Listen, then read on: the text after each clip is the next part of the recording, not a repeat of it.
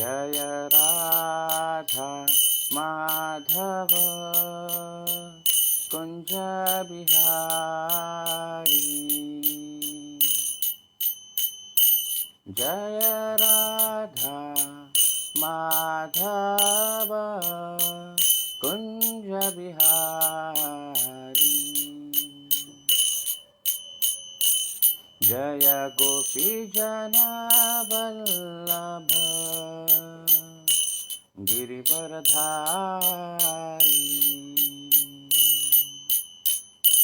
जय गोपी वल्लभ गिरिवरधारी। यशोदानंदन व्रज जनरंजन। यशोदानंदन व्रज जनरंजन। यमुना तीरावनचारी।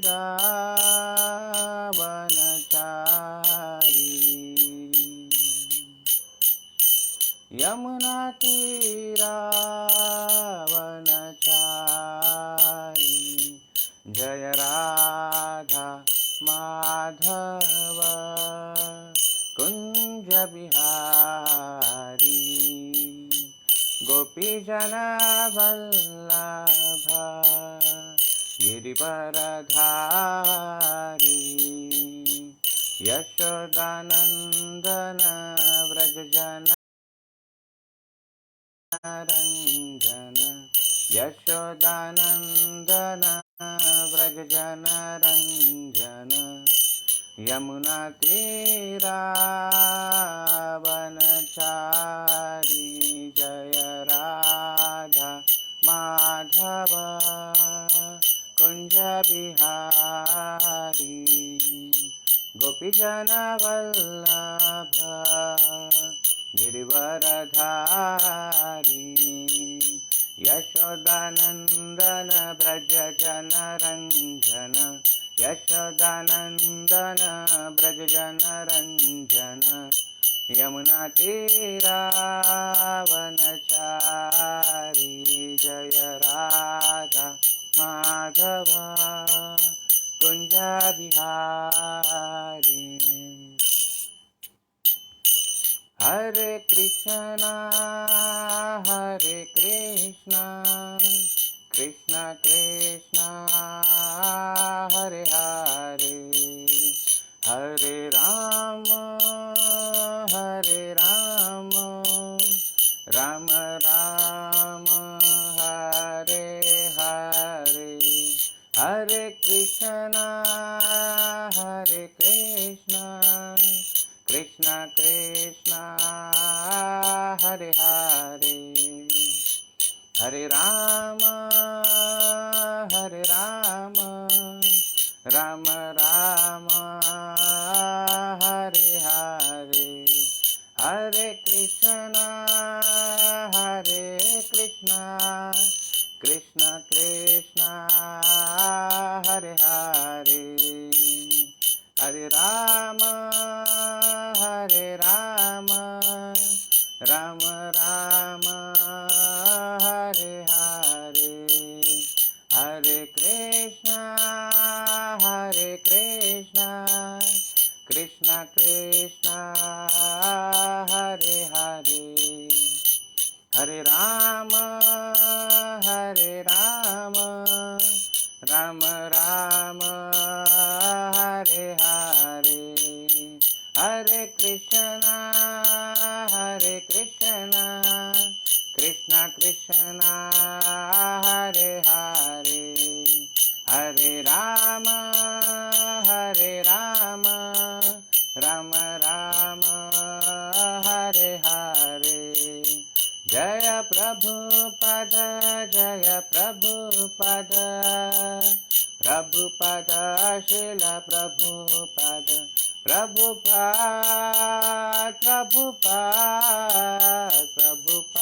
जय प्रभुपद।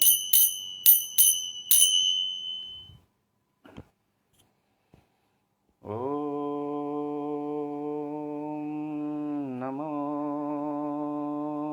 भगवते वासुदेवाय।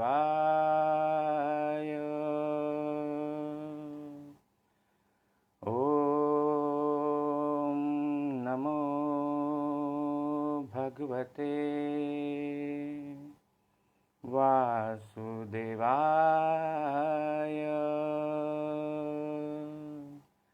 ॐ नमो भगवते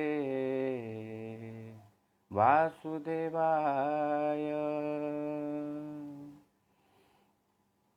नारायणं नमस्कृत्यं नरं चैव नरोत्तमं देवीं सरस्वतीं व्यासं ततो जयमुदीरये।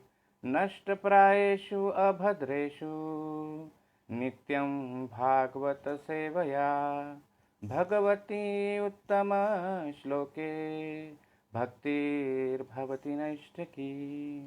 कृष्णाय वासुदेवाय देवकी नन्दनाय च नन्दगोपकुमाराय गोविन्दाय नमो नमः।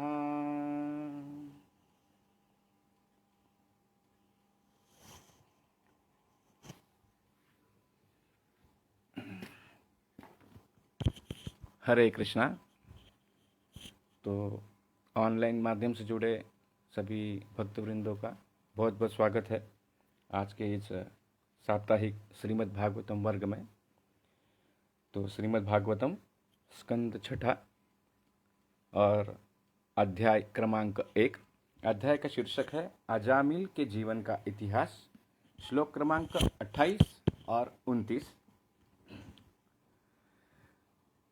सपाशहस्तान् त्रीन् दृष्ट्वा पुरुषानतिदारुणान् वक्रतुण्डान् ऊर्ध्वरोम्ण आत्मानं नेतुमागतान् दूरे क्रीडनकासक्तं पुत्रं नारायणाव्ययं प्लावितेन स्वरेणोच्चैर् आजुहाव कुलेन्द्रियः। सपाशहस्तान् त्रीन् दृष्ट्वा पुरुषानतिदारुणान् वक्रतुण्डान् ऊर्ध्वरोम्न आत्मानं नेतुमागतान् दूरे क्रीडनकासक्तं पुत्रं नारायण आव्ययं प्लावितेन स्वरेणुच्छे आजुहाव आकुलिन्द्रियः। सपाशहस्तान् त्रीन् दृष्ट्वा पुरुषानतिदारुणान् वक्रतुण्डान् ऊर्ध्वरोम्ण आत्मानं नेतुमागतान् दूरे क्रीडनकासक्तं पुत्रं नारायण आव्ययं प्लावितेन स्वरेणुच्छे आजुहावाकुलिन्द्रियः। शब्दार्थ। सह वह व्यक्ति अर्थात अजामिल, पाशहस्तान उनके हाथों में रस्सियां लिए, त्रीन तीन, दृष्ट्वा देखकर, पुरुषान पुरुषों को, अतिदारुणान अत्यंत भयावह सूरत वाले, वक्रतुंडान टेढ़े मुखों वाले, ऊर्ध्वरोम्णः खड़े रोमों वाले, आत्मानं स्वयं को, नेतुम ले जाने के लिए, आगतान आए हुए, दूरे थोड़ी दूरी पर, क्रीडनक आसक्तम खेल में लगे, पुत्रम पुत्र को, नारायण आभयम नारायण नाम के, प्लावितेन अश्रुपूर्ण नेत्रों से, स्वरेण वाणी से, उच्च है अत्यंत ऊंची, आजुहाव पुकारा, आकुल इंद्रियः चिंता से पूरित होकर। अनुवाद एवं तात्पर्य कृष्ण कृपामूर्ति एसी भक्ति वेदांत स्वामी महाराज श्रील प्रभुपाद द्वारा। श्रील प्रभुपाद की जय। तब अजामिल ने 3 भयावह व्यक्तियों को देखा जिनके शरीर वक्र, भयानक और मुख टेढ़े थे तथा शरीर पर रोम खड़े हुए थे। वे अपने हाथों में रस्सियां लिए हुए उसे यमराज के धाम ले जाने के लिए आए थे। जब उसने उन्हें देखा तो वह अत्यधिक विमोहित था और कुछ दूर पर खेल रहे अपने बच्चे के प्रति आसक्ति के कारण अजामिल उसका नाम लेकर जोर जोर से पुकारने लगा। इस तरह अपनी आंखों में आंसू भरे हुए किसी तरह से उसने नारायण के पवित्र नाम का उच्चारण किया। तात्पर्य: जो व्यक्ति पाप कर्म करता है वह अपने शरीर, मन तथा वाणी से करता है। अतएव अजामिल को यमराज के धाम ले जाने के लिए यमराज के 3 दूत आए। सौभाग्यवश यद्यपि अजामिल अपने पुत्र का नाम ले रहा था, किंतु उसने हरिनाम नारायण के 4 अक्षरों का उच्चारण किया। इसलिए नारायण के दूत विष्णुदूत भी तुरंत वहां आ गए। चूंकि अजामिल यमराज की रस्सियों से अत्यधिक भयभीत था, अतएव उसने अश्रुपूरित नेत्रों से भगवान के नाम का उच्चारण किया, किंतु वास्तव में उसका मंतव्य नारायण के पवित्र नाम का उच्चारण करना न था, वह तो अपने पुत्र को पुकार रहा था। ओम अज्ञानतिमिरन्धस्य ज्ञानाञ्जनशलाकया चक्षुरुन्मीलितं येन तस्मै श्रीगुरवे नमः। श्रीचैतन्यमनोभीष्टं स्थापितं येन भूतले स्वयं रूपः कदा मह्यं ददाति स्वपदान्तिकं। वन्देऽहं श्रीगुरो श्रीयुतापदकमलं श्रीगुरुं वैष्णवांश्च। श्रीरूपं साग्रजातं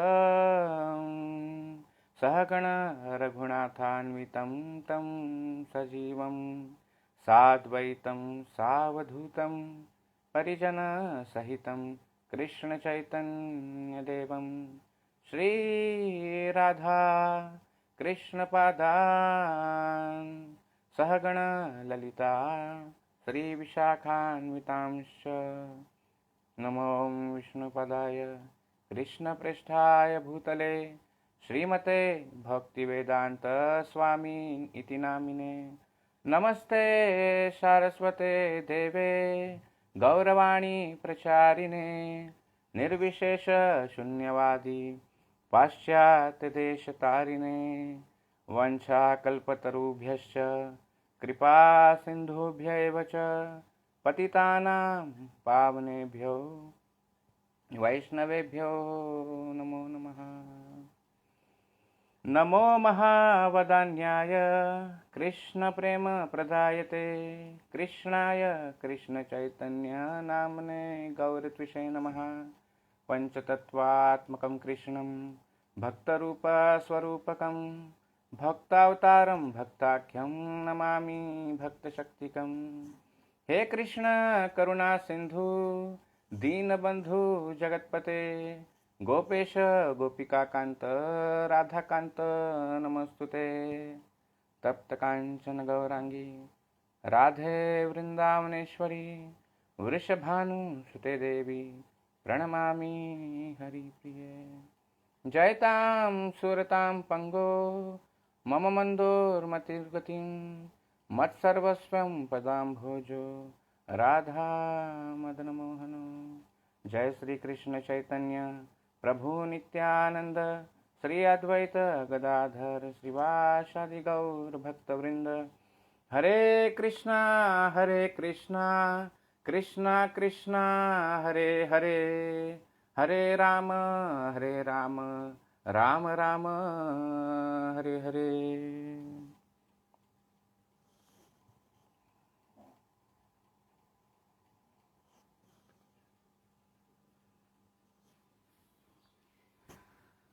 हरे कृष्णा। तो आप सभी भक्तों का पुनः से एक बार बहुत बहुत स्वागत है साप्ताहिक श्रीमद् भागवतम वर्ग में। तो ऑनलाइन से जुड़े इन सभी वरिष्ठ भक्तवृंदों के और समस्त वैष्णव वृंदों के चरणों में हम कृपा की याचना करते हैं, ताकि आज हम भगवान श्री कृष्ण के कथा के प्रति कुछ शब्द कह पाए, जिससे कि हमारे स्वयं की आत्मशुद्धिकरण हो। तो जिन भक्तों ने थोड़ा देरी से अपना फेसबुक ऑनलाइन पेज शुरू किया है, तो आज हम फिर से उन्हें बता देते हैं कि हम आज स्कंद 6 अध्याय 1 और श्लोक क्रमांक 28 और 29 इस पर हम चर्चा करने का प्रयास कर रहे हैं। तो एक बार हम फिर से श्लोक और उसका अनुवाद पढ़ेंगे।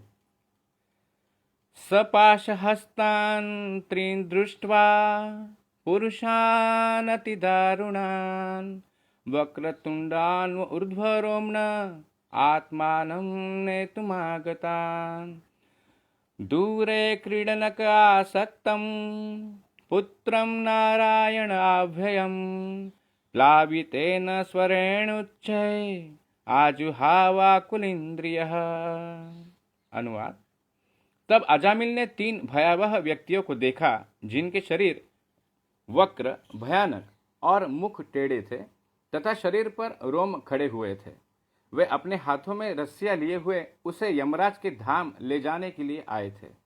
जब उसने उन्हें देखा तो वह अत्यधिक विमोहित था और कुछ दूर पर खेल रहे अपने बच्चे के प्रति आसक्ति के कारण अजामिल उसका नाम लेकर जोर जोर से पुकारने लगा।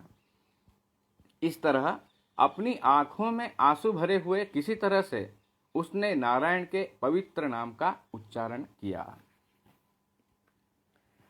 तो अजामिल के जीवन का इतिहास इस प्रथम अध्याय में वर्णित हो रहा है। अध्याय के शुरुआत में हम देखते हैं कि परीक्षित राजा और सुखदेव गोस्वामी जी का जो संवाद हो रहा है, उन्होंने अनेकानेक नरकों का वर्णन सुना है और जीवों के प्रति जो करुणा होने के कारण, एक वैष्णव हृदय होने के कारण राजा परीक्षित ने इन पापों से छुटकारा पाने के लिए सुखदेव गोस्वामी से विनती किया कि जीव ऐसा कौन सा उपाय अपनाए कि जो इन पापमय कृत्यों से बच जाए, इनकी ये प्रवृत्ति ही नष्ट हो जाए। तो अनेकानेक उपाय बताने के पश्चात जब परीक्षित राजा का समाधान नहीं हुआ और इस तरह से सुखदेव गोस्वामी ने जान लिया कि परीक्षित महाराज जो है भगवान के शुद्ध भक्त है और भगवान की जो महिमा है, भगवान का जो यश है, उसका वर्णन सुनने के बहुत इच्छुक है, तो अंत में सुखदेव गोस्वामी ने उन्हें बताया कि केवल वासुदेव की भक्ति करने से, कृष्ण की शरण लेने से ही हम समस्त पाप और पुण्यों से मुक्त हो जाते हैं। तो जब बात कृष्ण की आई है, बात उनके भक्ति की आई है, तो एक भक्त हमेशा तत्पर रहता है अपने स्वामी, अपने भगवान की स्तुति करने में और उनकी महिमा का गुणगान करने में। तो परीक्षित राजा को वह अजामिल का इतिहास बताना प्रारंभ करते हैं और अजामिल का जो कथा है यह प्रारंभ करते हैं। पिछले कुछ हफ्तों में हम यह पढ़ रहे हैं और पिछले हफ्ते में हमने देखा कि जब मूर्ख अजामिल की मृत्यु का समय आ गया तो वह एकमात्र अपने पुत्र नारायण के विषय में सोचने लगा। तो सर्वप्रथम हम देखना चाहेंगे कि यहाँ पर तात्पर्य में प्रभुपाद जी कहते हैं कि जो व्यक्ति पाप कर्म करता है वह अपने शरीर, मन तथा वाणी से करता है। तो 3 चीज़ों द्वारा हम अक्सर पाप किया करते हैं, अपने शरीर द्वारा, मन द्वारा और तथा वाणी द्वारा। तो वास्तविकता देखा जाए तो पापमय कृत्य करने के लिए बहुत प्रयास करने पड़ते हैं। अगर हम देखें, अगर हमें किसी की हत्या करनी है, लूटपाट करना है, किसी को फंसाना है, किसी को धोखा देना है या फिर समाज में कुछ आतंक फैलाना है, इसके लिए बहुत प्रयास करना पड़ता है। लेकिन भक्ति बहुत सरल है। हम केवल भगवान के पवित्र नामों का उच्चारण करके हरे कृष्णा कृष्ण कृष्ण हरे हरे, हरे राम राम राम हरे हरे, केवल भगवान के पवित्र नाम का उच्चारण करके ही हम उनके शरण ले सकते हैं। तो अजामिल अपने यौवन जीवन में एक बहुत ही विद्वान पंडित था और बहुत ही अच्छे से वह भगवान की सेवा किया करता था। वैदिक कर्मकांड में वह बहुत निष्णात था और जब वह अपने पिता के आज्ञा पर वन में कुछ यज्ञ के लिए समिधाएं इकट्ठा करने के लिए गया तो हम देखते हैं कि एक दृश्य द्वारा कि एक शूद्र व्यक्ति एक वैश्या के साथ वन में संग कर रहा है।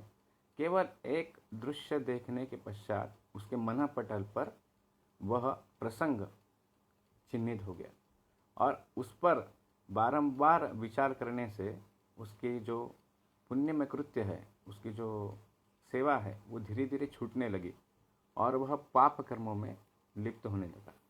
आगे का इतिहास में तो हमने देखा कि किस प्रकार अजामिल अपने जीवन में भयंकर कृत्य करने लगा और वैश्या का पोषण करने लगा और अपने घर से अपने माता पिता को उसने बाहर निकाल दिया और उस वैश्या को अपने घर में ला लिया।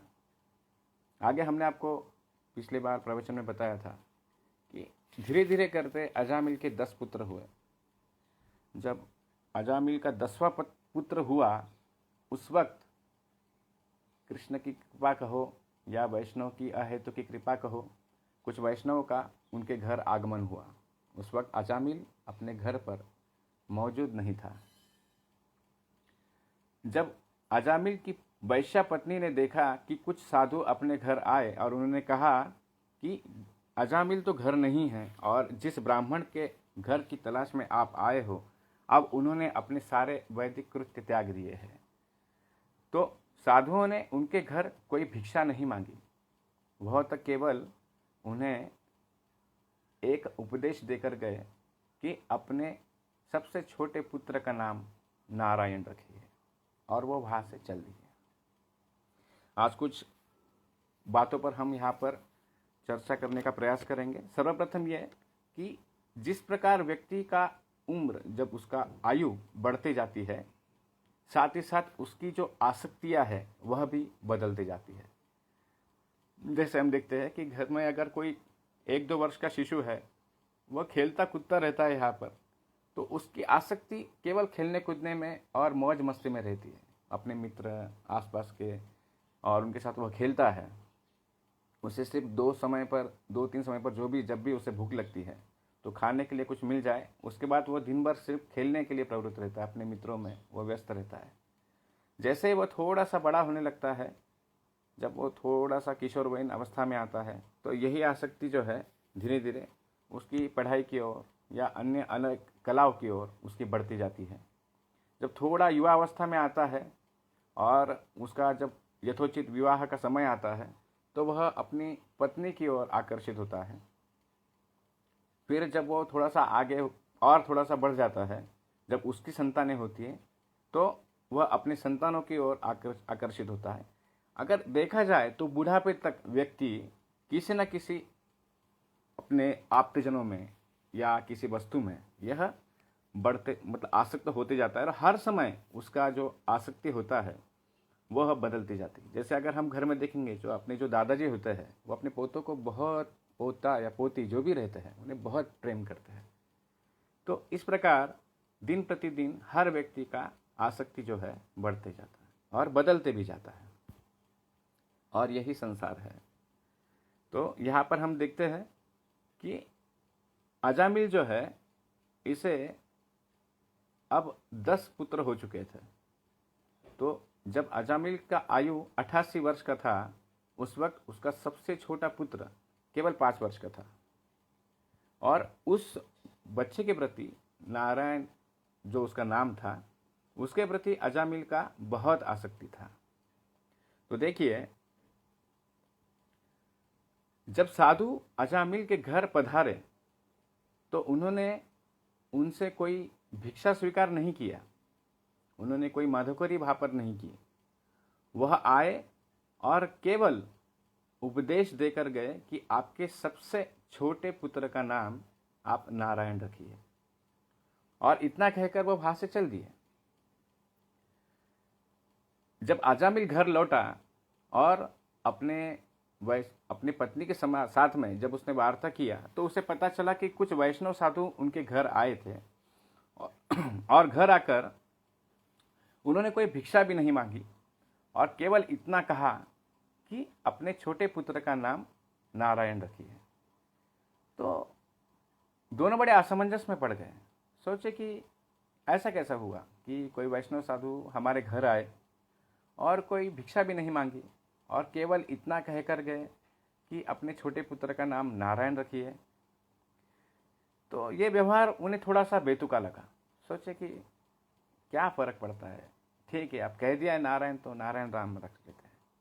हमारे वैयक्तिक जो जीवन है इसमें भी हम कभी कभी देखते हैं कि हमारे जो वरिष्ठ भक्त होते हैं, साधु होते हैं, हमारे गुरु होते हैं, कभी कभी हमें वो किसी बात पर कुछ उपदेश देते हैं।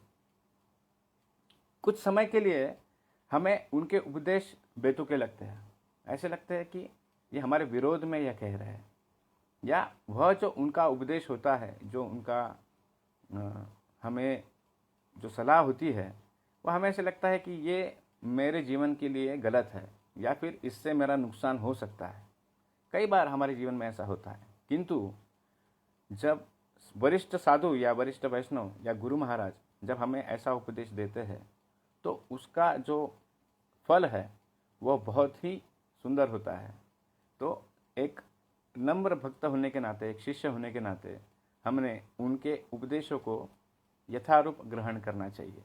तो कभी कभी हमें ऐसा लगता है कि उन्होंने हमारे लिए जो कहा है कि ये बात सुनने आपने करनी चाहिए या ये बात आपने नहीं करनी चाहिए, उस समय के लिए भला ही वह प्रासंगिक ना लगे, लेकिन भविष्य में निश्चित ही उसका लाभ होने वाला होता है।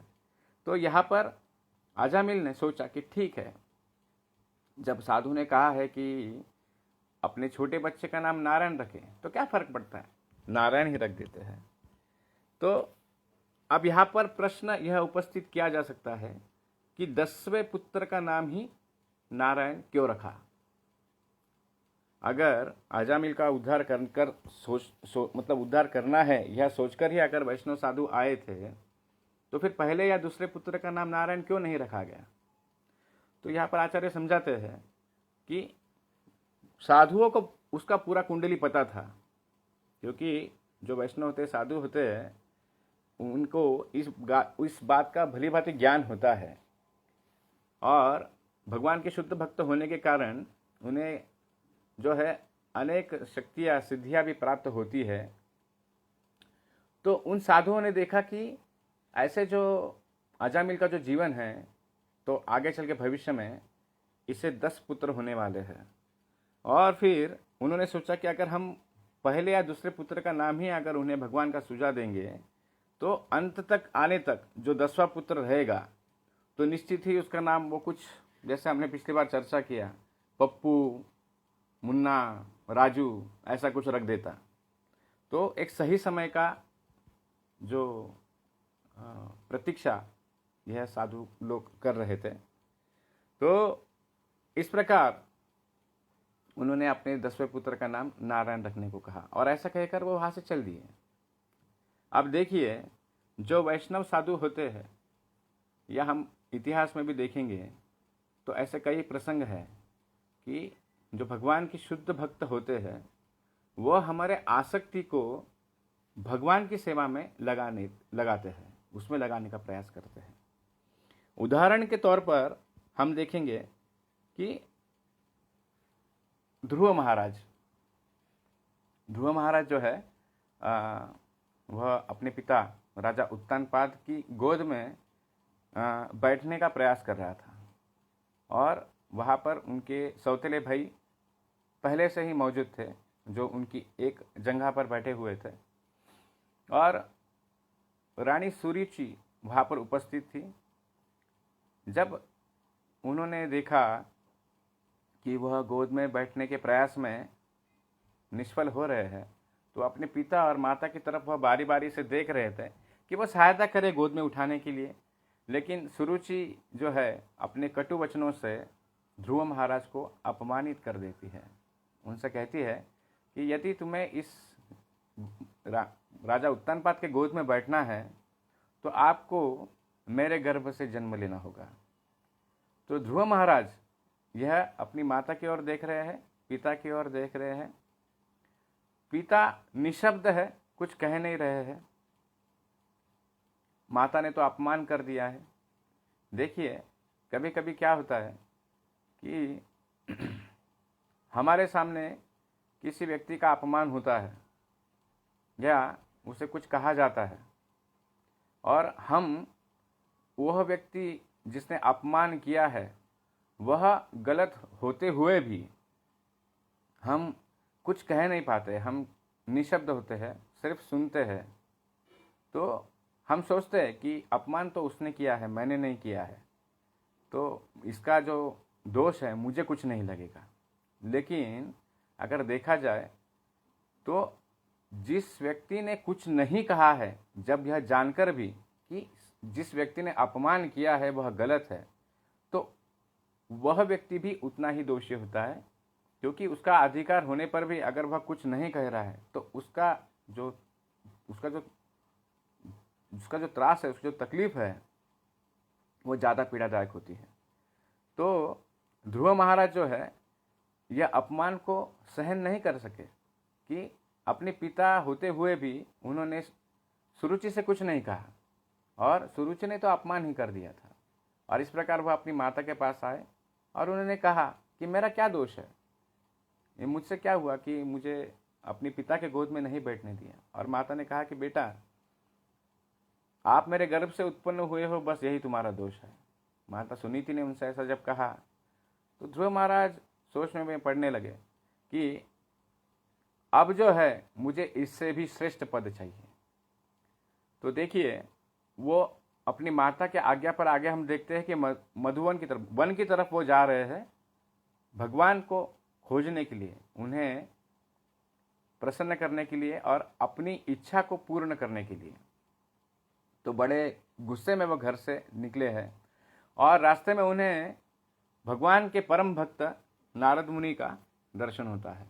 और नारद मुनि प्रथमतः उन्हें कहते हैं कि आप केवल 5 वर्ष के बालक हो और यह तो आपका खेलने कूदने का वय है, इस समय तो आपने बहुत मौज मस्ती करनी चाहिए, और ये क्या छोटी छोटी चीज़ों का आप गुस्सा लेकर इस वन में आ गए हो भगवान को प्रसन्न करने के लिए। माँ ही तो है आपकी, भले ही सौतेली है लेकिन माँ है ना, ठीक है, कुछ कह दिया तो इतना क्यों गुस्सा मानना चाहिए।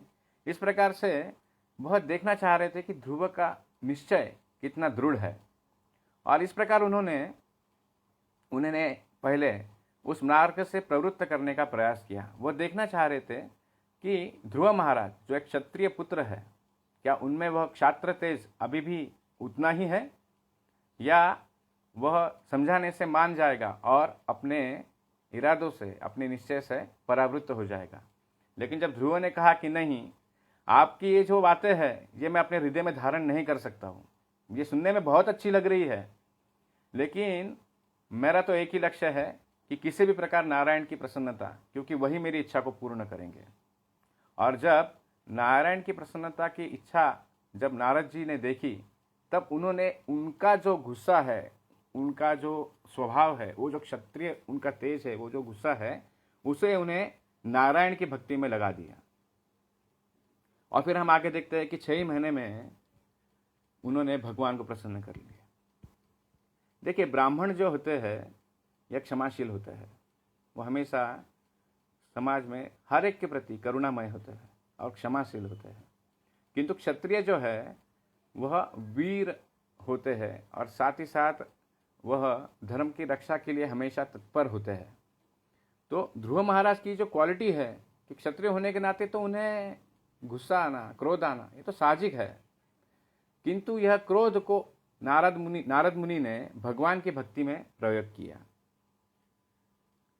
अन्य और एक उदाहरण में हम देखते हैं श्रीमद् भागवत में ही कि राजा चित्रकेतु को कोई संतान नहीं थी और उनका इतना बड़ा साम्राज्य था, बहुत ही धर्म से वह राज्य कर रहे थे और हमेशा उन्हें एक चीज़ का दुख रहता था कि उनकी कोई संतान नहीं है। अनेक रानियां होने पर भी उन्हें कोई पुत्र नहीं हो रहा था।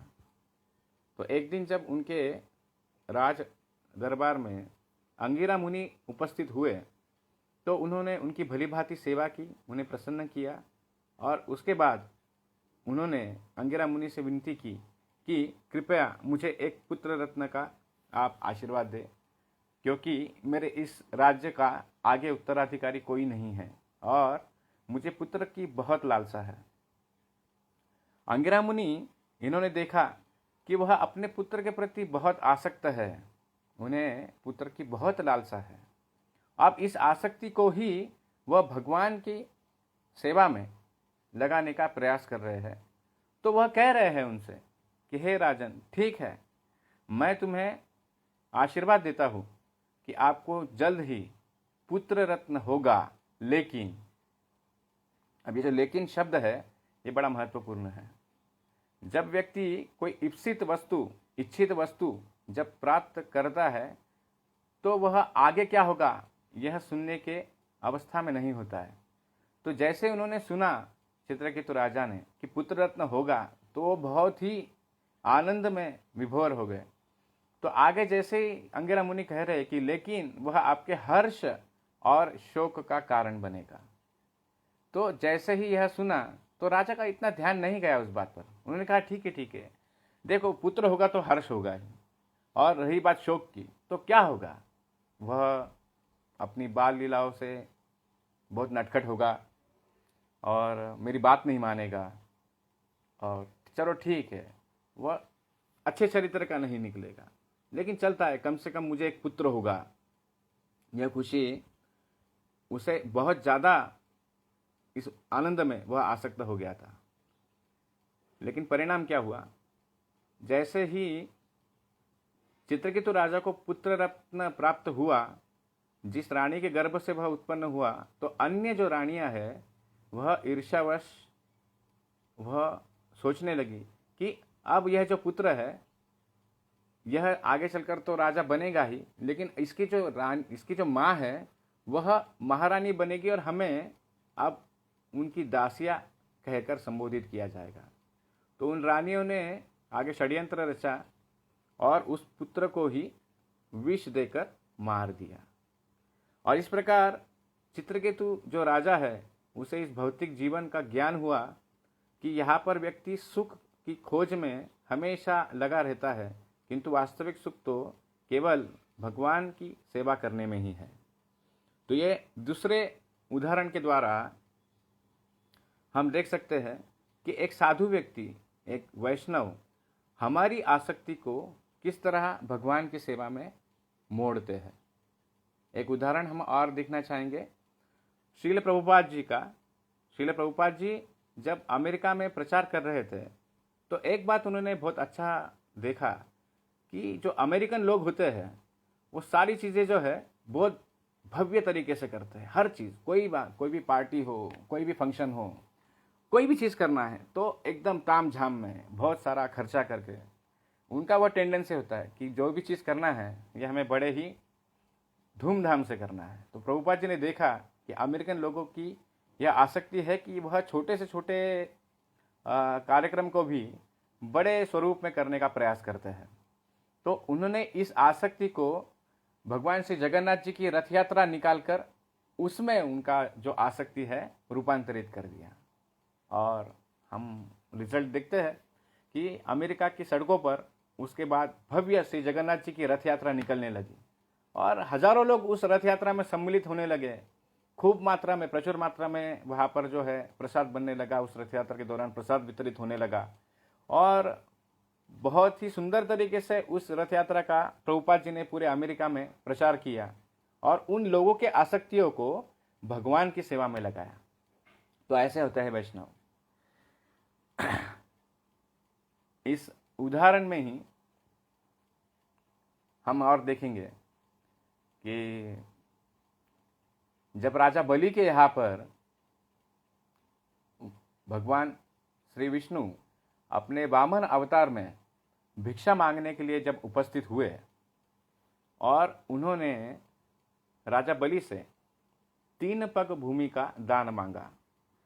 जिस यज्ञ सभा में वह उपस्थित हुए थे तो गर्ग संहिता के अनुसार वहाँ पर राजा बलि की बहन रत्नावली भी उपस्थित थी और उन्होंने भी देखा कि एक बहुत ही छोटे से बालक, ब्राह्मण बटू यज्ञ सभा में दान मांगने के लिए आए हैं।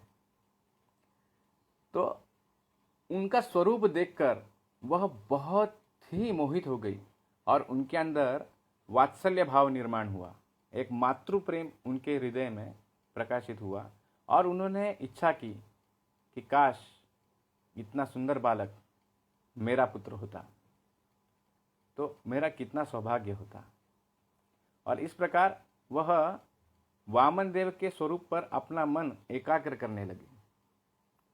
लेकिन जब दान मांगने की जब बारी आई और वामन देव ने जब देखा, उन्होंने अपना स्वरूप विशाल कर लिया और 2 पग में ही समस्त ब्रह्मांड और नीचे समस्त पाताल लोकों तक सब कुछ उन्होंने 2 पग में ही नाप लिया और राजा बलि का समस्त राज्य, जहाँ तक वह राज्य कर रहा था, यह सब कुछ उसने छीन लिया। तो अब यही रत्नावली जो अब तक उसके हृदय में भगवान के प्रति वात्सल्य भाव था, मातृभाव था, अब वह क्रोध से आग बबूला हो गई और अब वह सोचने लगी कि इसने तो मेरे भाई का सारा धन छीन लिया, संपत्ति छीन लिया है, पूरा राज्य छीन लिया है। मेरा तो मन कर रहा है कि इसे विष देकर ही मार दूं। और इस प्रकार वह क्रोध से बड़ी बड़ी सांसें लेने लगी। तो देखिए 2 मिश्र भावनाएं रत्नावली के हृदय में उत्पन्न हो गई और अंत में हम देखते हैं कि द्वापर युग में यही रत्नावली, भगवान ने देखिए उनकी यह जो दोनों भी इच्छाएं हैं, तो ये दोनों इच्छाएं भगवान ने पूर्ण की और द्वापर युग में वही रत्नावली एक खेचरी बनकर, एक राक्षसी, एक जिसे हम चेटकीन कहेंगे, बनकर वह पूतना के नाम से भगवान कृष्ण को मारने के लिए आ गई। अब हालांकि अपने स्तन के अग्र भाग पर उन्होंने कालकूट नामक विष लगाकर वह आई थी और वह सोच रही थी कि हम इस छोटे से नन्हे से बालक को अपना दूध पिलाएंगे और इसके माध्यम से उसे, इस कालकूट विष के माध्यम से उसे हम समाप्त कर देंगे। तो भगवान ने उनकी यह दोनों भी इच्छा पूर्ण की। लेकिन हम जब उस कथा में देखते हैं कि जब भगवान उसका स्तनपान करते करते जब उसके प्राण ही चूस लेते हैं तो बड़े ही भयंकर वेदना से पूतना चिल्लाने लगती है। बहुत दर्द होता है उसे, अपना प्राण छोड़ते समय बहुत दर्द होता है। और ठीक है, अंत में भगवान ने उन्हें वैकुंठ में अपनी माता की तरह ही उन्हें दर्जा दिया, किंतु प्राण छोड़ते समय उन्हें काफ़ी दर्द का, काफ़ी दुख का अनुभव करना पड़ा। सोचिए, अगर वामन अवतार को देखकर वह केवल मन में इतना ही इच्छा करती, वहाँ तक ही अगर वह सीमित रहती कि काश यह वामन जो है यह मेरा पुत्र होता, अगर केवल इतनी ही इच्छा उसकी सीमित होती तो क्या पता द्वापर युग में वही पूतना शायद किसी वरिष्ठ गोपी या अन्य किसी गोपी के रूप में वहाँ पर भगवान की लीला में सहभागी होती और भगवान के साथ जो है वात्सल्य रस का जो है आनंद उठाती। लेकिन भगवान ने इनकी जो मिश्र इच्छा है वह पूर्ण किया। तो ऐसे अनेक उदाहरण हैं जिनके माध्यम से हम देख सकते हैं भगवान और भगवान के भक्त जो है वह हमारे आसक्ति को भगवान की सेवा में ही लगाने का प्रयास करते हैं। पूतना की इच्छा बुरी थी, वह तो भगवान को मारने के लिए आई थी, किंतु भगवान ने भी अगर फाइनली देखा जाए तो उस इच्छा को भी पूर्ण किया कि वह दूध पिलाने आई है। उन्होंने सिर्फ यही एक भाव मन में रखा और उन्हें अपनी माता का जो है स्थान उन्हें दे दिया। तो हमने भी यह सावधानी रखना चाहिए कि हम अगर भगवान की सेवा कर रहे हैं तो अपनी इच्छाओं को बहुत ही सावधानी से प्रकट करना चाहिए, क्योंकि अगर ऐसा जरा सा भी गलती हमसे होता है, ठीक है, भगवान तो उसका उपयोग अपनी सेवा में हमें बिल्कुल ही लगाकर करेंगे, लेकिन उसके पहले हमारा बहुत शुद्धिकरण होना आवश्यक होता है, क्योंकि उसमें हमें बहुत तकलीफ होती है। तो कुछ ऐसे उदाहरण के द्वारा हमने देखा कि किस तरह से साधु जो है वह अपनी आसक्ति को भगवान की ओर मोड़ते हैं।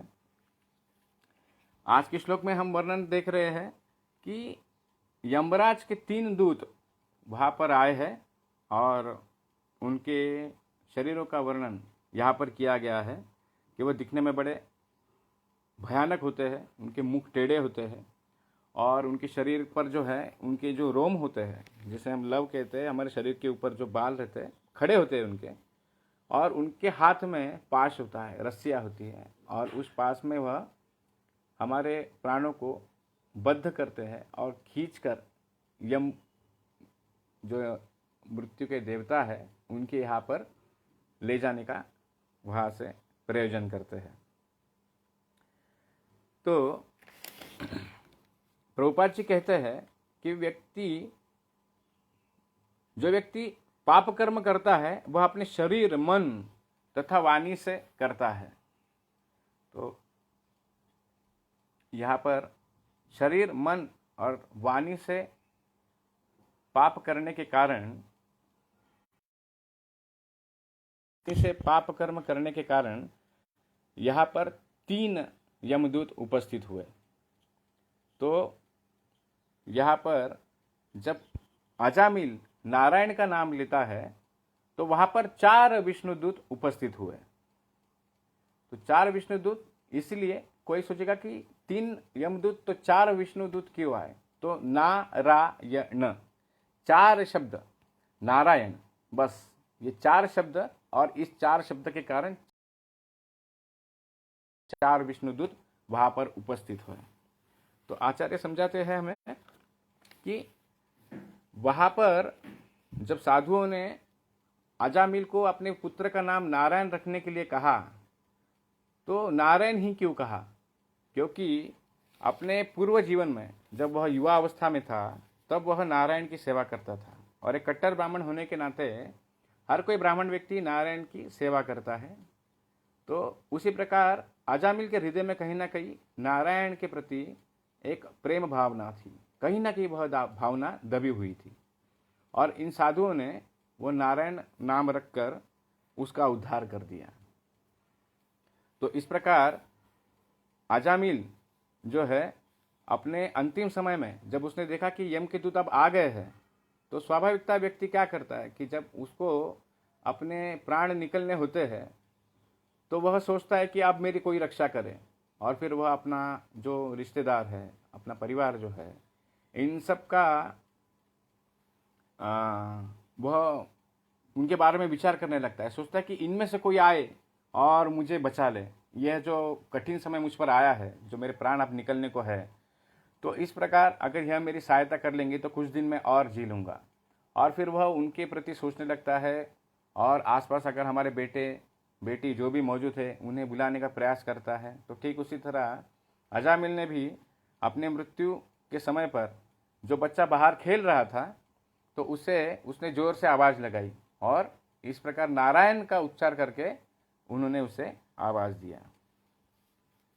तो आज के इस श्रीमद् भागवत के श्लोक में हमने कुछ बातों पर चर्चा करने का प्रयास किया। सबसे प्रथम अपना बात था कि जिस प्रकार व्यक्ति का आयु बढ़ता है तो साथ ही साथ उसकी आसक्तियाँ भी बदलते जाती है। तो हमने देखा कि सर्वप्रथम जो अजामिल था वो वैश्य में बहुत ज़्यादा आसक्त था, किंतु धीरे धीरे उन्हें पुत्र होते गए, और फिर अंत में जो 10वां पुत्र था उसके प्रति वो सबसे ज़्यादा आसक्त था, इसलिए वैष्णव की कृपा के कारण उसका नाम नारायण रखा गया। हम दूसरा एक बात और इसमें आज देखें कि साधु का उस 10वें पुत्र का नाम नारायण रखना ये दोनों के लिए बेतुका लगा। उन्होंने सोचा कि भिक्षा तो कोई मांगी नहीं, माधुकरी तो कुछ किया नहीं, और केवल नाम देकर गए, तो इसमें कौन सी बात है, ठीक है रख देते नारायण नाम। तो उन्हें ऐसा लगा कि यह तो कुछ इतना कुछ विशेष बात नहीं है। तो हमने हमेशा ध्यान देना चाहिए कि हमारे जो साधु, वरिष्ठ वैष्णव और गुरु जो हमें उपदेश करते हैं, जो भी हमें सलाह देते हैं, तो उस समय के लिए भले वह हमें बेतुका लगे, किंतु अंत में उसका जो फल है वो बहुत ही शुभ होता है। तो हमने उनके बातों को हमेशा बेतुका, कभी भी बेतुका नहीं समझना चाहिए। उसके बाद हमने देखा कि साधु पुरुष जो है वह अपनी आसक्ति को भगवान की सेवा में लगाते हैं। तो इस प्रकार हमने कुछ उदाहरण भी देखे, जैसे कि ध्रुव महाराज का। ध्रुव महाराज का एक और बात हम कहना चाहेंगे कि सोचिए, एक बार परम पूज्य राधानाथ महाराज जी अपने प्रवचन में बता रहे थे कि सोचिए कि उस दिन जब ध्रुव महाराज राजा उत्तानपाद के पास गए होते और वहाँ जाने के पश्चात वह अपने पिता के गोद में बैठने का प्रयास करते और सुरुचि बड़े ही प्रेम से उन्हें गोद में उठाकर अगर उत्तानपाद के गोद में बिठा देती और उन्हें साथ ही कुछ मिष्टान्न खिलाती कि लो बेटा, ये थोड़ा पेड़ा खाओ, ये थोड़ा संदेशा खाओ, या ये कुछ मिठाई खाओ, तो क्या होता। तो अगर हम देखेंगे, जब श्रीमद् भागवतम पढ़ते हैं तो अनेक राजाओं का उसमें वर्णन आता है, और उस वर्णन के साथ ही साथ उनकी जो वंशावली आती है, उन वंशावली का भी उसमें नाम दिया जाता है कि इनके पुत्र ये, इनके पुत्र ये, इनके पुत्र ये और इनके पुत्र ये। लेकिन उन्होंने अपने जीवन में क्या विशेष उपलब्धि हासिल की, इसका हमें वर्णन नहीं मिलता है, केवल नाम मिलते हैं। इस राजा का यह पुत्र था, इससे यह उत्पन्न हुआ, उससे वह उत्पन्न हुआ, और इस प्रकार उसका इतने साम्राज्य पे राज्य था, इसने इतने वर्ष राज्य किया। लेकिन उनकी कोई भी विशेष उपलब्धि हमें समझ नहीं आती। तो उसी प्रकार ध्रुव महाराज, अगर उस वक्त यह प्रसंग ना होता, क्योंकि जिन व्यक्तियों के प्रति उन्हें गुस्सा था वो केवल दो ही थे, एक राजा उत्तानपाद और एक माता सुरुचि। अगर दोनों ने भी उनके साथ व्यवहार ठीक से किया होता तो ध्रुव महाराज का भी नाम हम जैसे भागवतम में अन्य राजाओं के पुत्रों का नाम पढ़ते हैं इसी तरह पढ़ते। लेकिन यह भगवान का भी एक प्रयोजन होता है कि किस प्रकार ध्रुव इस समूचे ब्रह्मांड में, और इसके आगे जब भी इस ब्रह्मांड की निर्मिति होगी तो हमेशा हमेशा ध्रुव महाराज की कीर्ति को याद रखा जाएगा कि वह एक भगवान के महान भक्त थे। जैसे राजा परीक्षित का हम देखते हैं कि द्वापर युग के अंत में जब भगवान देख रहे थे कि अब कलयुग का प्रारंभ होने वाला है और अभी कलयुग के मंद बुद्धि व्यक्तियों के लिए श्रीमद् भागवतम देना बहुत आवश्यक है, तो राजा परीक्षित के द्वारा उन्होंने, हम देखते हैं कि शमीक ऋषि जो है उनके प्रति राजा परीक्षित अपराध करते हैं और उनके गले में मरा हुआ सांप डालकर जाते हैं। तो यह भी भगवान का ही प्रयोजन होता है, क्योंकि इस प्रसंग के द्वारा भगवान अपने भक्त की महिमा का भी उतना ही वर्णन करना चाहते हैं। जिस प्रकार भक्त भगवान की स्तुति में सदैव तत्पर रहता है, तो भगवान भी अपने शुद्ध भक्त के गुणगान के लिए ऐसा व्यवस्था करते हैं कि जहाँ पर उनके यश की गाथा उन भक्तों के यश का, क्योंकि भगवान के भक्तों का यशों का गुणगान अर्थात भगवान के यशों का गुणगान, क्योंकि भक्त कभी भी भगवान से भिन्न नहीं होता। तो इस प्रकार जो साधु होते हैं इनका हमने देखा कि वह अपनी आसक्तियों का उपयोग जो है वह भगवान की सेवा में लगाते हैं। एक भौतिक उदाहरण आखिरी हम देना चाहते हैं और इसके बाद हम फिर कथा को विराम करते हैं कि महाराष्ट्र में एक किसान है और वह अपनी गौ सेवा के लिए बहुत ही विख्यात है। तो अब उसकी जो गौ सेवा है यह भी बड़ी विशेष है। थोड़ा ध्यान से सुनिएगा, जो भी भक्त ऑनलाइन इसके आगे जुड़ेंगे, ये कथा बहुत ही सुंदर है। और हम देखते हैं समाज में आज भी ऐसे लोग हैं कि जो निस्वार्थ भावना से कितनी सुंदर सेवा करते हैं और लोगों को प्रवृत्त करते हैं गौ सेवा करने में। तो इस व्यक्ति की गौ सेवा भी बड़ी विशेष है। यह व्यक्ति क्या करता है कि जो गौ माता कसाई खाने में जाती है उन गायों को यह चुरा कर लाता है और फिर उनको जहाँ पर उसने अपनी गौशाला बनाई है वहाँ पर वह उन्हें लेकर आता है। देखिए, हमारी जो वैदिक सभ्यता है, हम जिस भारत भूमि पे जन्म लिए हैं, तो यह एक शोकांतिका है कि जहाँ पर गाय को माता का समान दर्जा दिया जाता है, उस देश में ही आज गौ हत्या हो रही है। और ऐसी परिस्थिति आ गई है कि ऐसे लोगों से जो गौ हत्या कर रहे हैं, इनके चंगुल से बचाने के लिए हमें चोरी करना पड़ रहा है। तो वो जो किसान है, वो जो व्यक्ति है, वह क्या करता है कि गायों को वहाँ से चुराता है, उसके लिए उसने अपना गैंग बनाया है। वो जो गैंग है असल में वह निष्णात चोर है।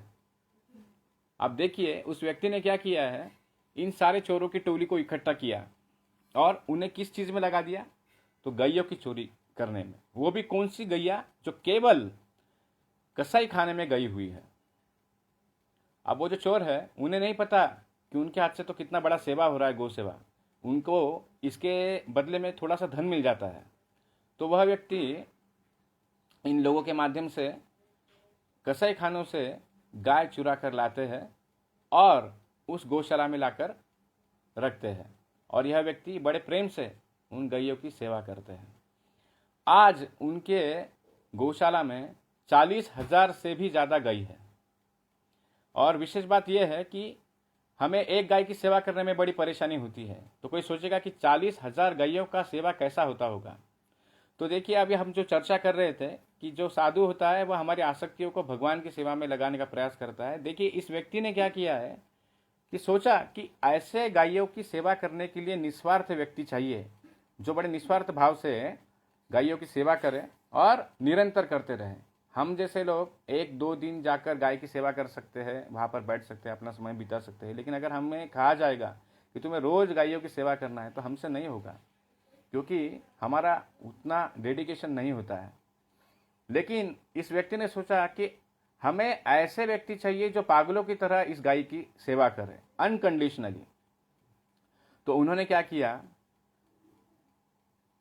आसपास के जो पूर्णतः मानसिक रूप से पूर्णतः जो पागल व्यक्ति है, ऐसे व्यक्तियों को उन्होंने इकट्ठा करना शुरू किया। और अगर हम पागल व्यक्ति का स्वभाव देखेंगे तो वह एक ही चीज़ निरंतर करते जाते हैं। कोई भी एक्टिविटी अगर वो एक चीज़ करते तो वही हमेशा करते रहते हैं। अगर हंसते तो हंसते ही रहेंगे, रोते हैं तो रोते ही रहेंगे। कोई भी चीज़, जो एक चीज़ वह करते हैं उसे ही निरंतर करते रहते हैं। तो उन्होंने ऐसे पागल व्यक्तियों को इकट्ठा करना शुरू किया जो पूर्णतः उन्होंने अपना मानसिक नियंत्रण खो दिया है, और उन्होंने उस गौ सेवा के लिए उन्हें प्रवृत्त कर दिया। अब यह लोग जो गौ सेवा कर रहे हैं वह बिल्कुल अनकंडीशनली, उनको पता नहीं है कि वो कितनी देर सेवा कर रहे हैं, क्या कर रहे हैं, और इसका उन्हें बेनिफिट क्या होगा आगे चलकर, ये उनको कुछ पता नहीं है। केवल वह अपनी गौ सेवा में लगे हैं। जब उनको पूछा गया कि आपने पागल व्यक्ति को ही क्यों नियुक्त किया, तो उन्होंने जो उदाहरण बताया वो भी बड़ा ही भयंकर था। उनके जो पिता थे वह कुछ कारणवश मानसिक स्थिति उनकी बिगड़ गई और वह पागल हो गए। और इस पागलपन के दौरे में एक दिन वह घर से बाहर निकले और रेल के सामने आ गए और उनका वहाँ पर मृत्यु हो गई। रेल के नीचे वो आ गए और उनका मृत्यु हो गई। और उसके बाद उस व्यक्ति को बहुत ही आघात हुआ अपने पिता जाने पर, और पागल व्यक्तियों के प्रति उनके हृदय में बहुत ही करुणा की भावना जागृत हुई। और वो सोचने लगे कि इन व्यक्तियों का ऐसा कुछ सेवा में उपयोग किया जाए कि जिनसे ऐसे कोई हादसों में फिर से उनकी मौत ना हो।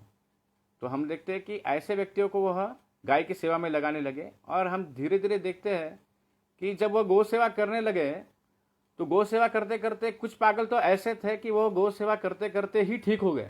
देखो, गाय का यह भी एक बहुत बड़ा महत्व है कि अगर कोई मानसिक रूप से ठीक नहीं है और ऐसा व्यक्ति अगर गाय की सेवा करता है, गौ माता का रोज सेवा करता है, तो उसका जो मानसिक स्वास्थ्य है वह भी ठीक हो जाता है। तो कुछ लोग इस गौ माता का सेवा करते करते 1 वर्ष पश्चात, कोई 2 वर्ष पश्चात पूर्णतः ठीक हो गए। लेकिन ठीक होने के बाद क्या हुआ, वो गौशाला छोड़कर चले गए।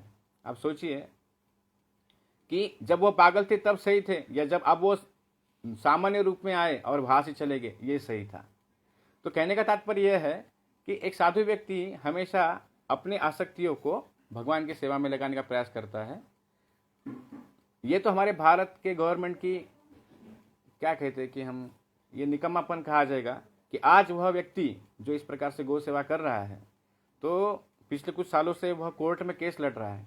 ऑफिशियली भारत सरकार ने उस व्यक्ति को ऐसा नोटिस भेजा था कि जिन कसाई खानों से आपने यह गाय चुरा कर लाए हो, उन्हें उस कसाई खानों में आपको वापस भेजना पड़ेगा। और व्यक्ति लड़ रहा है, वो पिछले कुछ सालों तक वह लड़ रहा था इस केस में, और फिर भी वह डटा रहा कि हमें जो है इस गौ माता का जो सेवा का संकल्प उसने उठाया है उसे वह पूर्ण करेगा, उसे वह कभी छोड़ेगा नहीं।